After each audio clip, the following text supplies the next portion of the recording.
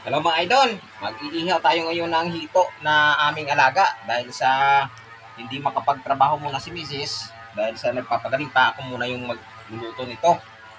So sa mga masisilan, pwede nyo nang skip ang video ito dahil hindi po ito para sa mga masisilang tao. Pinapaalalahanan ko na po kayo. So ayan, ito ay nilagyan ko ng asin at saka suka kanina. Kaya namatay na yung ating alaga hito. So kiskisin na lang natin yung kanyang lansa. Yan. Yung kulay yelo, yung lansa niya. Sabi daw ng asawa ko. Subukan ko rin maglinis ng hito kung kaya natin. Dahil sa siyempre, bago natin ibenta tong alaga natin, tayo muna titikim kung masarap ba yung ating alagang hito.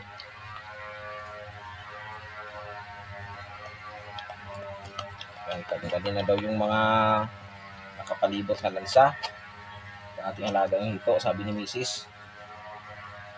Pati sa ulo, kiskisin daw.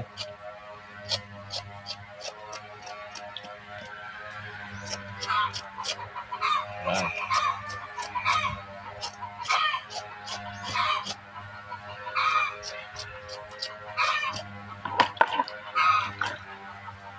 Tapos sabi nung isang vlogger ng hito, dito daw makikita yung lansa ng ating hito sa may kanyang tinik. Tinanggal ko na pala yung tinik para hindi ako matinik. Yan, hiwain lang daw yan. Saka dito mo raw makikita.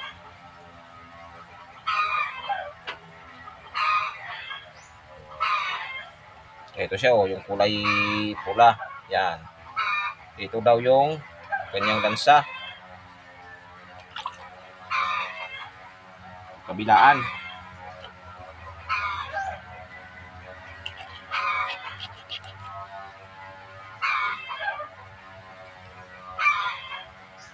Yun no. Yan, ito siya.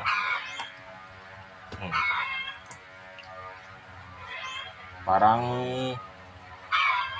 in-order ko na yata ng hito ah.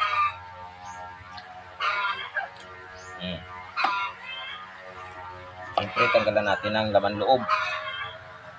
Hindi pa gaano mataba yung hito natin mga idol. Kunti pa lang yung taba niya oh. Ito pa lang oh.